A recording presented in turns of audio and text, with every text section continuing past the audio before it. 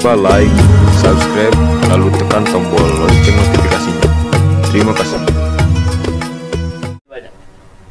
Jadi kalau ada seorang suami menceraikan istrinya, baik secara langsung di sana atau dia sampaikan lewat telepon, atau dia sampaikan lewat surat, atau dia sampaikan lewat utusan wakilnya untuk menyampaikan, maka selama dia punya lafaz sorry, artinya aku ceraikan kamu atau aku ceraikan dia, sampaikan ya wakil, aku ceraikan dia.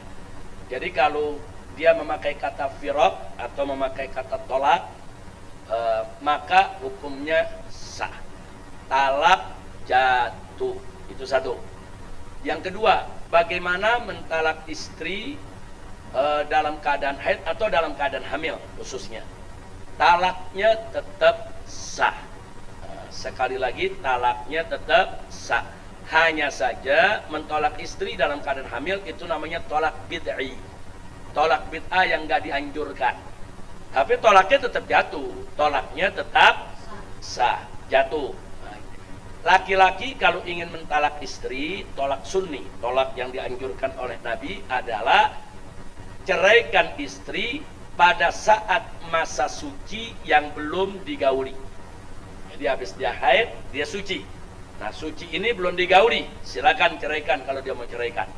Jangan di masa suci itu sudah digauli, terus dia ceraikan. Nah, kenapa? Karena masa iddahnya jadi panjang. Nah, kalau dia udah masa sucinya kemudian digauli baru diceraikan, masa iddahnya jadi panjang karena masa suci yang digauli nggak dihitung. Nah, jadi masa sucinya jadi, masa iddahnya jadi panjang ya kawan, dan itu akan mempersulit perempuan. Makanya mentalak istri dalam keadaan suci tapi sudah digauli saat suci tersebut, itu juga termasuk tolak bid'i, tolak bid'ah yang tidak dianjurkan oleh Nabi Muhammad Sallallahu Alaihi Wasallam. Nah, itu yang kita katakan. Kemudian sekarang soal iddah. Lalu bagaimana orang yang diceraikan oleh suaminya seperti itu? Apa dia wajib menjalankan iddahnya? Wajib dia jalankan iddahnya.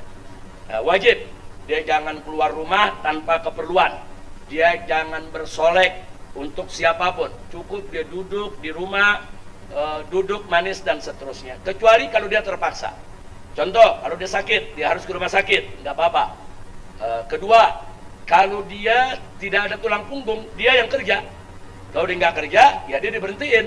Sementara dia punya anak, mesti makan, minum, dan lain sebagainya. Terpaksa, boleh. Kalau memang itu tidak terhindarkan.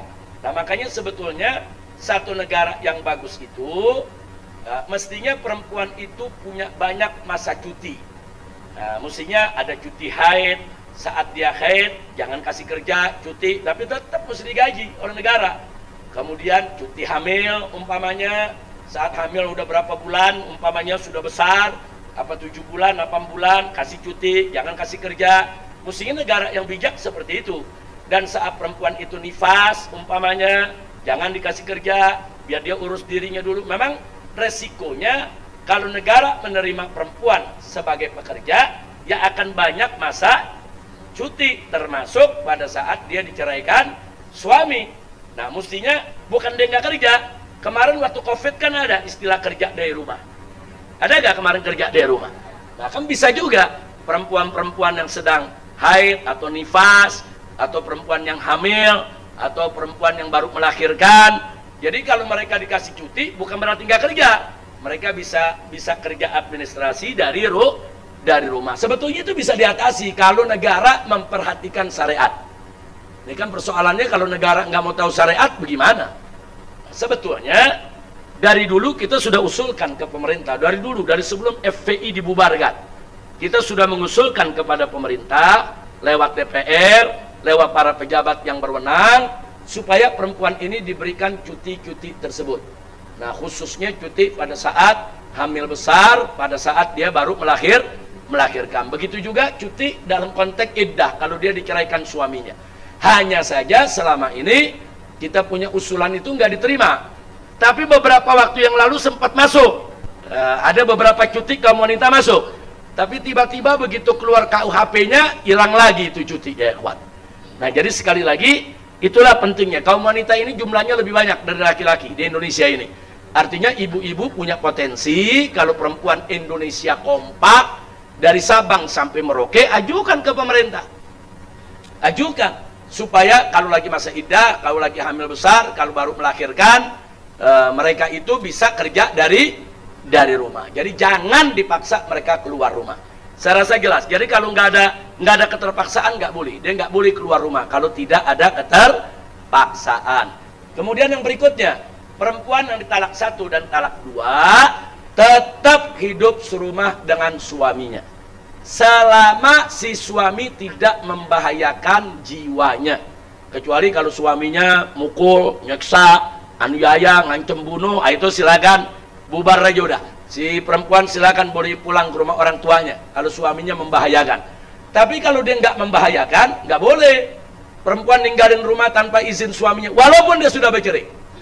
Nah, itu untuk talak 1 dan talak 2. Kenapa?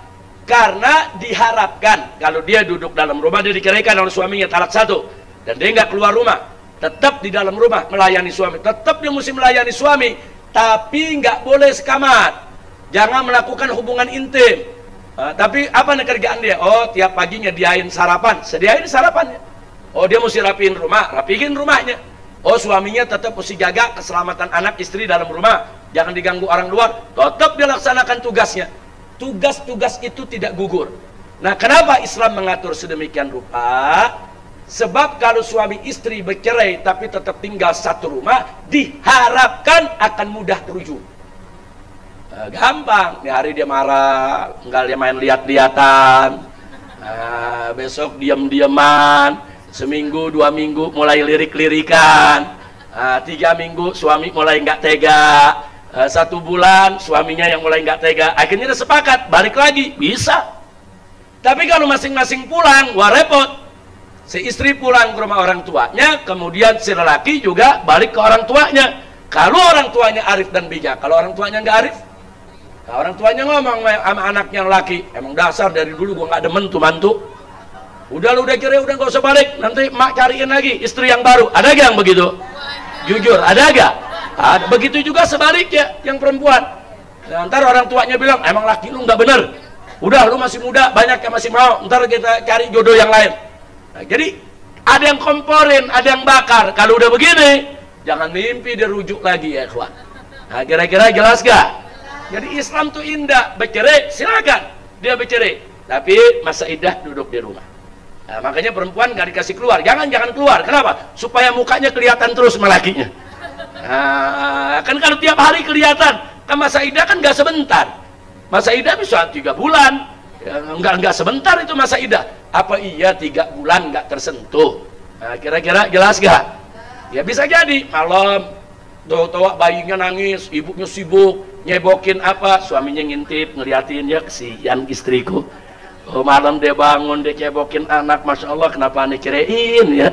Nah, itu yang begitu bisa menyentuh. Kenapa? Karena Islam nggak suka yang namanya cerai. Islam tidak suka yang namanya cerai. Jadi jangan kaum lelaki atau perempuan, jangan lelaki gampang menceraikan istri, jangan istri gampang untuk meminta cerai. Nggak boleh, jangan. Cerai itu Allah nggak suka ya Pak. Kecuali cerai itu menjadi jalan paling akhir kalau tidak ada jalan keluar yang lain. Nah, kalau udah berembuk musyawarah udah nggak ketemu, udah nggak bisa, udah nggak ada jalan lain, harus cerai, baru silakan cerai secara baik-baik, insya Allah. Dan tolong ibu semua di sini saya ingatkan, kalau ada seseorang yang bercerai dengan suaminya, jangan terus bermusuhan, jangan bercerai, jangan terus bermusuhan dengan suami, apalagi punya anak, jangan. Suami punya hak untuk nengok anaknya, suami punya hak untuk ajak jalan-jalan anaknya, jangan dihalangi. Begitu juga suami nggak boleh halangi istrinya. Kalau anak sama suami, nggak boleh halangi mantan istrinya untuk lihat anaknya.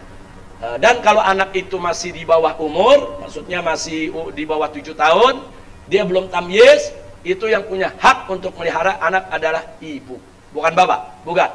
Ibu, kecuali kalau ibunya nakal. Nah, kalau ibunya nakal, artinya perempuan nggak benar lah. Nah, itu ibu nggak berhak rawat anak. Tapi selama perempuan itu baik, dia bukan perempuan nakal, ibu paling berhak memelihara anak, bukan bapak. Mau berapapun jumlah anak, selama anak tadi masih 7 tahun ke bawah, ibu yang berhak untuk merawat anak.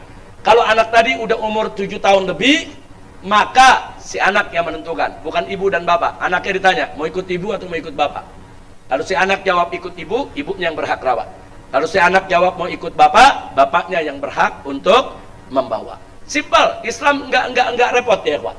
Nah, terus yang berikutnya lagi, ibu memang berhak untuk merawat semua anak. Ada 2 syarat. 1, ibunya baik, bukan perempuan nakal.